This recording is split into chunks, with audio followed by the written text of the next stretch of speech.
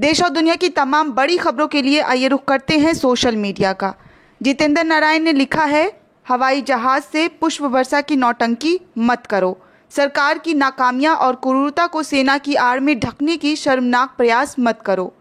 Corona योद्धाओं को जरूरी सुरक्षा उपकरण और अस्पतालों में सुविधाएं बढ़ाओ। आगे श्याम मीरा सिंह ने लिखा है, नाम सफूरा जरगर, जामिया विश्वविद्यालय में रिसर्च छात्रा, जिसके गर्भ में एक बच्चा है। सरकार ने यूएपीए टेरर कानून के बहाने गिरफ्तार कर रखा है। सफूरा को कोई जमानत नहीं मिली है। स्टेट्स ये है कि एक गर्भवती महिला तिहाड़ जेल में बंद है। कारण संसदीय कानून सीए के खिलाफ विरोध प्रदर्शन। मुझे इस बात का पूरा एहतराम है और लिखने में कोई झिझक नहीं है कि सफूरा के तिहाड़ जेल में होने के पीछे एकमात्र कारण सफूरा का मुसलमान होना है, इसके अलावा कुछ भी नहीं। ये लिखते वक्त भी मेरी निष्पक्षता पल भर भी नहीं लजाती। बाकी पत्रकारों की कलम शायद लजा भी जाए या टूट भी जाए। जामिया पर एक निर्लज सरकारी हमले के साक्ष्य सबके सामने हैं। बावजूद इसके वही के छात्रों पर आतंकवादियों के चार्जेस लगाए जा रहे हैं। पीड़ितों पर ही एफआईआर करने का इस निर्लज सरकार का लंबा इतिहास रहा है।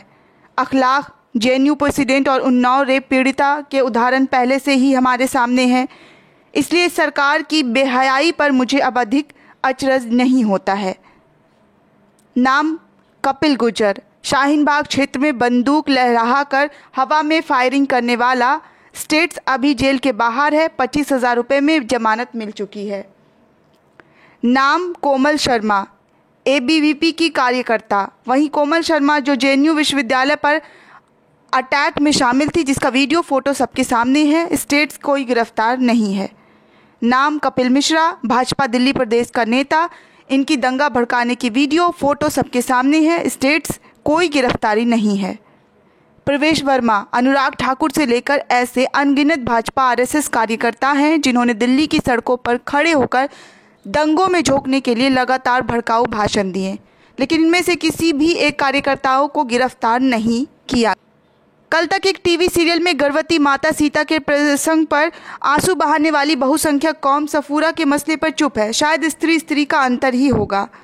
प्रधानमंत्री ट्विटर पर लिखते हैं, इस सरकार की आलोचना कीजिए, सरकार स्वागत करेगी। और जो लोग असल में आलोचना कर भी देते हैं, उनकी आलोचना को यूएपीए जैसे काले कानून से कुचलने का काम भी करते हैं। प्रधानमंत्री को लगता है कि वो नागरिकों की आलोचनाओं को कुचल देंगे, तो वो बहुत बड़े भ्रम में है। आज एक सफूरा है, कल हजारों नागरिक सफूरा बन जाएंगे। खालिद नदीम ने लिखा है, कैसा राज्य, किसके लिए राज्य? पैदल जाने वालों को उनके घर पहुंचा दे सेना और उसके जहाज। ओह कैसा राज्य। लेकिन ये नहीं होगा। होगा क्या, ये जानिए। अब सेना के जरिए होगी नौटंकी। राजा की मति मारी गई है।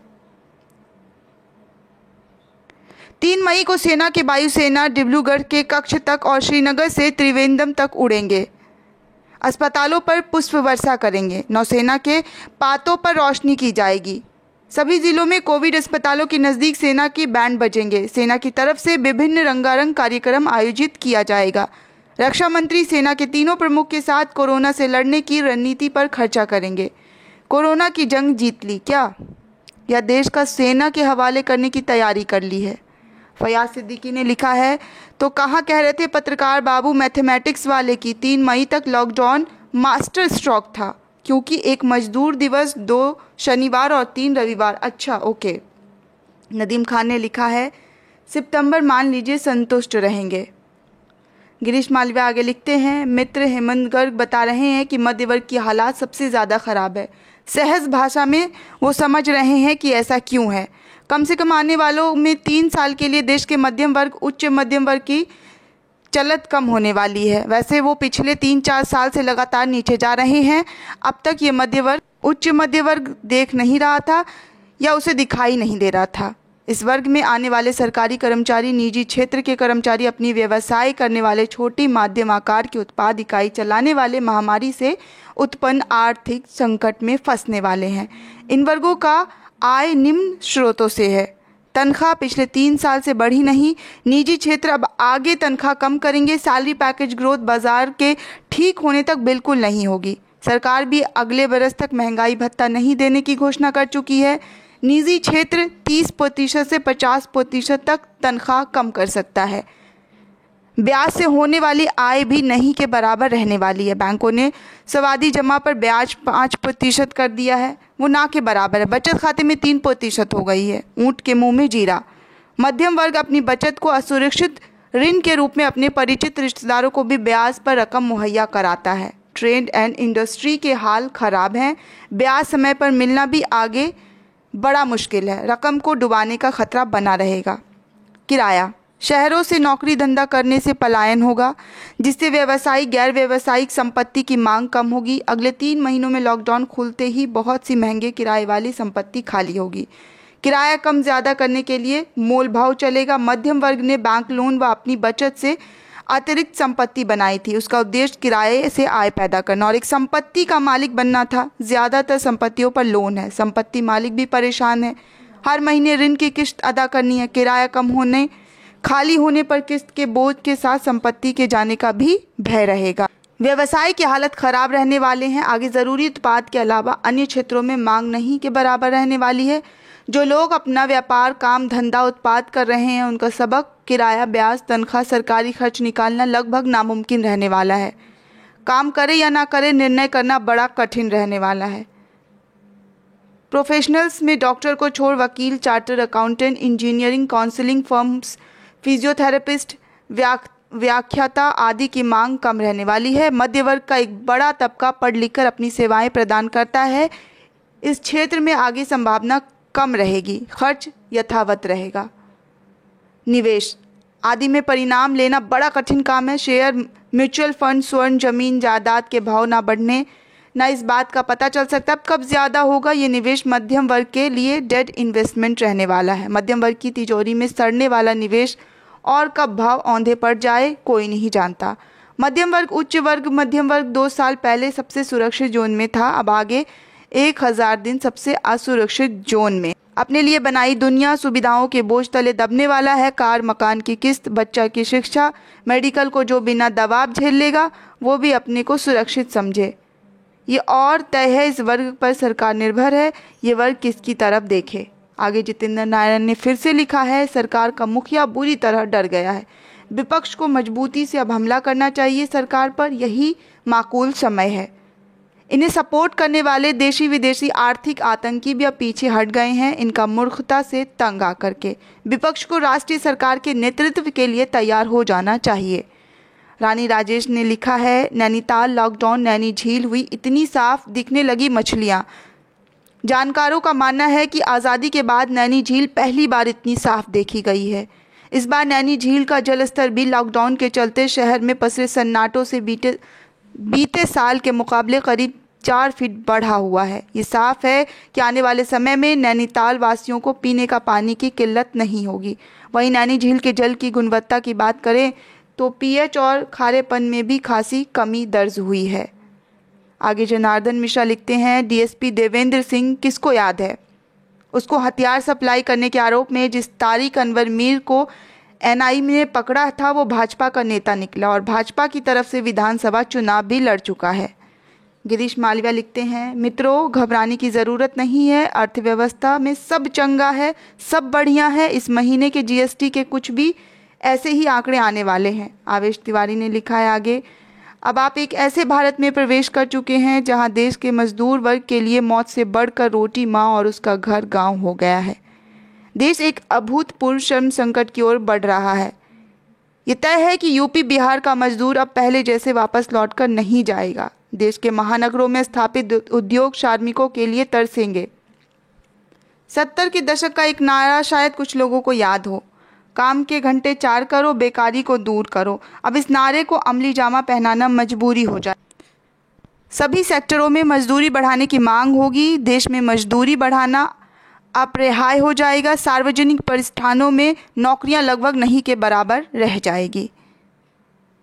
लघु और मझोले किस्म के उद्योग में रोजगार बढ़ेंगे। गांव में विकास के नए मॉडल अस्तित्व में आएंगे। शोषणकारी स्मार्ट सिटी की परिकल्पना ध्वस्त होगी। रोजगारों में स्थानीयता उद्योगपतियों के लिए एक मजबूरी बन जाएगी। नदीम खान आगे लिखते हैं, इस्लाम और मजदूर के अधिकार। आज लेबर डे पर लोग मजदूरों और श्रमिकों के अधिकार को याद कर रहे हैं, लेकिन इस्लाम ने 1440 साल पहले ही तय कर दिए थे और उन्होंने सिर्फ एक दिन याद करने के लिए नहीं बल्कि जिंदगी में अमल करने के लिए प्रोत्साहित किया। एक बार पैगंबर अपने साथियों के साथ बैठे हुए थे और सुबह की शुरुआती घंटों में काम करने में एक जवान आदमी व्यस्त था। साथियों ने उसे देखा और टिप्पणी की कि वो कितना फ़ायदेमंद होगा यदि वो अल्लाह की इबादत में अपना वक्त देता। आप सल्लल्लाहु अलैहि वसल्लम ने जब ये सुना तो पैगंबर प्रभु ने उनसे कहा, ऐसा मत कहो, क्योंकि अगर वो स्वतंत्र और आत्मनिर्भर होने के लिए काम कर रहा है तो वो अल्लाह के रास्ते में है। यहाँ तक कि अगर वो अपने परिवार का समर्थन करने के लिए जीवित रहने का प्रयास कर रहा है तो भी ये एक महान कार्य होगा। इससे हम इस्लाम के काम के महत्व को सीखते हैं और समाज में विकास को बढ़ावा देने के लिए इसे बहुत प्रोत्साहित किया जाता है। उसी समय उसने श्रमिकों को प्रतिबंध करने और उन्हें दुरुपयोग या शोषण करने से रोकने के लिए कानूनों की स्थापना की। ट्रेड यूनियनों ने श्रमिक यूनियनों के अस्तित्व में होने वाले कुछ समय पहले ही सपना देखा गया था। इस्लाम ने स्पष्ट रूप से स्पष्ट किया कि श्रमिकों के अधिकार क्या है। मालिक मजदूर के संबंध से संबंधित इस्लामी श्रम अधिकार। पहला प्रवचन यह है कि मालिक और मजदूर के बीच के रिश्तों का क्या होना चाहिए। हाँ, एक काम करता है और दूसरा भुगतान करता है, लेकिन क्या ये सिर्फ ये सरल प्रक्रिया है या क्या काम और पैसे से ही कुछ ज़्यादा कुछ है? इस्लाम के पैगंबर प्रभु ने दोनों शब्दों और कर्मों में हमारे लिए इसका उत्तर दिया। उन्होंने अपने आसपास के सभी लोगों को न्याय, प्रेम और गरिमा का आदान प्रदान किया। उन्होंने भाईचारे की शक्ति को फैलाया और मालिकों को अपने कर्मचारियों को भाईचारा के पैर में सम्मान करने का मौका दिया। उन्होंने एक मालिक के रूप में और एक कर्मचारी के रूप में दोनों काम किया। एक मजदूर के रूप में वो अपने शुरुआती वर्षों में एक चरवाहा के रूप में काम किया और फिर एक सफल व्यापारी बन गए। एक मालिक के रूप में वो फर्श पर बैठते थे और अपने गुलाम लड़के अनस इब्न मालिक को खाना खिलाते थे। उन्होंने 10 साल तक उनकी सेवा की थी। अनस रज़ियल्लाहु ने कहा कि पैगंबर ने कभी भी उसे किसी बात के लिए डांटा नहीं। जब मैंने कुछ किया तो उसने मेरे तरीके से ऐसे करने पर भी सवाल नहीं किया। वो सभी पुरुषों का सबसे अच्छा स्वभाव के थे। पैगंबर मोहम्मद ने कहा, अपने कर्मचारी आपके भाई हैं जिन पर अल्लाह ने आपको अधिकार दिया है। इसलिए यदि किसी मुस्लिम के पास उसके नियंत्रण में कोई अन्य व्यक्ति है तो उसे उन्हें खाने के लिए वही खाना देना चाहिए जो खुद खाएगा। जो लोग पहनते हैं उन्हें पहनने के लिए वैसे ही कपड़े देने चाहिए और उतना ही बोझ देना चाहिए जितना वो बर्दाश्त कर सके। उसके काम में भी उसकी मदद करनी चाहिए। आपने कहा कि मैं उन लोगों के खिलाफ क़यामत के दिन गवाही दूंगा जो किसी आज़ाद आदमी को गुलाम बनाए और मजदूर की मजदूरी तय करने के बाद ना दे। अगर पैगंबर ने कहा कि किसी को मजदूरी पे रखा तो पहले मजदूरी तय करो, और पैगंबर का कहा हुआ ये वाक्य तो पूरे दुनिया भर में मजदूरों की हिमायत का पहला चार्टर है कि मजदूर की मजदूरी उनका पसीना सूखने से पहले दो। जिसने मजदूर को मजदूरी नहीं दिया है, मैं क़यामत के दिन उसके खिलाफ खड़ा होऊंगा। दिलीप मंडल आगे लिखते हैं, तबलीगी जमात का फर्जी मामला उठाकर प्रवासी मजदूर और शहरी गरीबों की भुखमरी का मामला 1 महीने के लिए टाला गया, लेकिन ये समस्या इतनी बड़ी थी कि उन्हें अंतकाल तक टाला नहीं जा सकता था। आज ये मामला फिर से सतह पर आ गया। देखते हैं इस बार हेडलाइन मैनेजमेंट और इंस्पिरेशन मैनेजमेंट कैसे होता है। जितेंद्र नारायण ने लिखा है, अरुणाचल प्रदेश के भूतपूर्व मुख्यमंत्री कालिखो पुल के सुसाइड नोट के अनुसार आरएसएस के प्रिय और मोदी सरकार द्वारा भारत रत्न से सम्मानित प्रणब मुखर्जी वित्त मंत्री के रूप में अरुणाचल प्रदेश को 2009 से 200 करोड़ रुपए का एडवांस लोन देने के लिए 6 करोड़ रुपए घूस लिए थे। मोदी सरकार के समय घूस का दर बढ़ गया है, जो कोरोना संकट में राज्यों को फंड नहीं दिया जा रहा। शिवांगी सक्सेना ने लिखा है, पत्रकारों के लिए भी क्वारंटाइन सेंटर बना दिया जाना चाहिए जहां वो खुलकर सच लिखे और बिना खौफ के सो पाए। पाकिस्तानी पत्रकार साजिद हुसैन का शव स्वीडन में मिला। स्वीडन की पुलिस का कहना है कि उन्हें लापता होने के 2 महीने बाद पाकिस्तानी पत्रकार का शव मिला है। साजिद हुसैन बलूचिस्तान टाइम्स के मुख्य संपादक भी थे। उन्होंने एक ऑनलाइन पत्रिका स्थापित की थी जिसमें वो drug trafficking, force dispersions and long running insurgency के बारे में लिखा करते थे। डेथ थ्रेट के चलते हुसैन को पाकिस्तान छोड़ना पड़ा था। वो 2017 में स्वीडन आए और 2019 में राजनीतिक शरण हासिल की। फिलहाल उनकी मौत के पीछे की वजह अभी सामने नहीं आई है। सवाल उठता है कि आखिर कब तक सच लिखने वाले पत्रकारों को अपनी जान का सौदा करना पड़ेगा। आगे शीतल पी सिंह ने लिखा है, जो सबसे पहला ख्याल सरकार को पब्लिक का इतने दिनों बाद आया वो है दारू पिलाने का। भूखे पेट में दारू का तड़का, राम राज्य की झलक मिल गई। जनार्दन मिश्रा लिखते हैं, अमेरिका से लौटे दवा व्यापारी उपाध्याय जी ने क्वारंटाइन को ना मानते हुए लोगों को बांटा खाने का पैकेट, पुलिस वालों को घूम घूम कर पिलाया मट्ठा, 4 परिवार सदस्य समेत खुद निकला पॉजिटिव। बनारस में अब तक दर्जनों लोग आए संक्रमण की चपेट में, कुछ वकील, आधा दर्जन पुलिस वाले भी संक्रमित।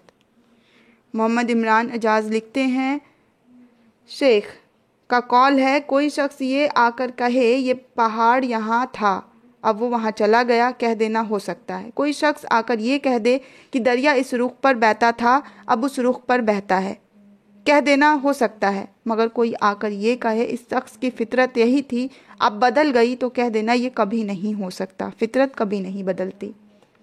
जनार्दन मिश्रा लिखते हैं, जब मोदी जी 24 मार्च को लॉकडाउन की घोषणा किए थे तब देश में 564 कोरोना केस थे।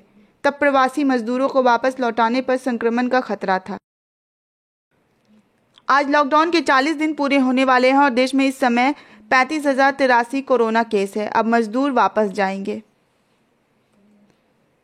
सुमित्रा रॉय लिखते हैं, मोदी जी के लिए इस बार कोई भी जुमला एक्टिविटी सलाह बची नहीं है, इसलिए सीधे लॉकडाउन बढ़ा दिया। गृह मंत्रालय के सूत्र बताते हैं कि दोपहर में मोदी जी जब कैबिनेट से चर्चा कर रहे थे तो उनके चेहरे पर चिंता की गहरी लकीरें थी। रघुराम राजन ने पिछले दिनों क्या कहा था, बिना रोड मैप के लॉकडाउन बढ़ाना मुश्किल होगा।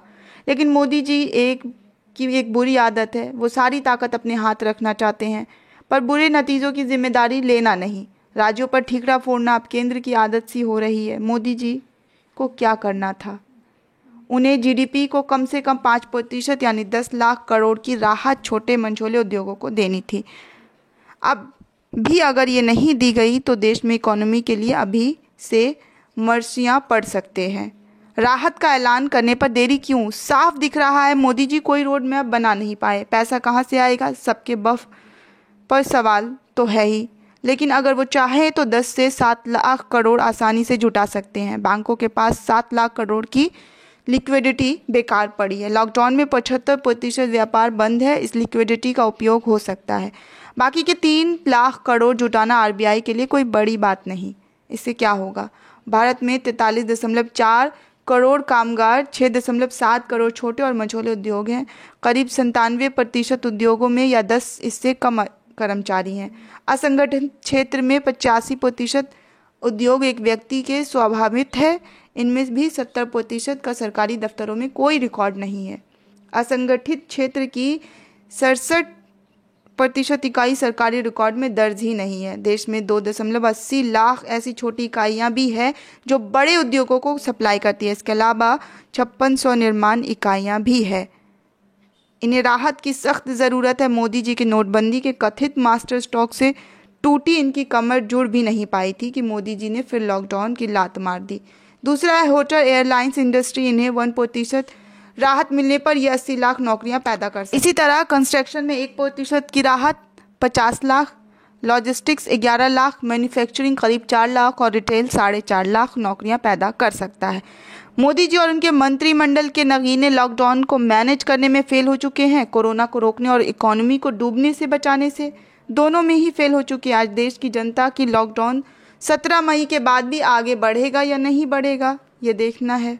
मुद्रा लोन जैसी बैंक और माइक्रो फाइनेंस योजनाओं को नए सिरे से डिज़ाइन करने की ज़रूरत है, जो नहीं हो रहा है। नतीजा मुद्रा लोन में भी अब एनपीए दिखने लगा है। बहरहाल बिना राहत पैकेज के गृह मंत्रालय के लॉकडाउन बढ़ाने के आज के ऐलान ने इंडिया इंक यानी कॉरपोरेट को बेहद निराश किया है। लुटियंस जोन के कई बड़े राजनीतिक पत्रकार मित्र और बीजेपी के भीतर भी नेता ये मानते हैं कि निराशा 2014 से पहले यूपीए 2 के समय से निराशा ज़्यादा गहरी हुई है। यकीन मानिए इस सरकार की उल्टी गिनती आज से शुरू हो चुकी है।